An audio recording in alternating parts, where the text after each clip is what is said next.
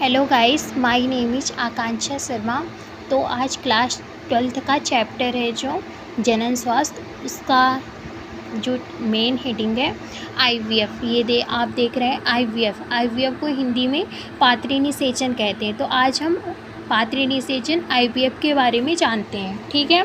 तो आईवीएफ, ये देखिए आईवीएफ का फुल फॉर्म लिखा है इन विट्रो फर्टिलाइजेशन, ठीक है ना। क्या लिखा है? इन विट्रो फर्टिलाइजेशन, पात्री निषेचन। तो इधर मैंने लिखा, ये मेरी नोट्स है, हैंड राइटिंग में ज़्यादा ध्यान नहीं दीजिए क्योंकि जब सर नोट्स बनवाते हैं तो बोलते हैं तो थोड़ा सा मैं नहीं लिख पाती जल्दी से। तो देखिए लिखा है, जब महिला में प्राकृतिक रूप से निषेचन नहीं हो रहा हो तब आईवीएफ अपनाते हैं, मतलब कि तब आईवीएफ अपनाते हैं इन विट्रो फर्टिलाइजेशन।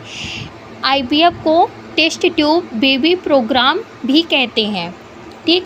आईवीएफ में निषेचन टेस्ट ट्यूब परख नली में करवाया जाता है, ठीक है। फिर लिखा है, टेस्ट ट्यूब में जाइगोट बनता है जिसे परख नली से निकालकर उस महिला की फैलोपियन ट्यूब में ट्रांसफ़र कर दिया जाता है, जिसे ZIFT कहते हैं। मोस्टली 9 जो है आईवीएफ की यही है। ये जो मैं आपको दिखा रही हूँ ये दी है, टेस्ट ट्यूब में जाइगोट बनता है जिसे परख नली से निकालकर उस महिला की फैलोपियन ट्यूब में ट्रांसफ़र कर दिया जाता है।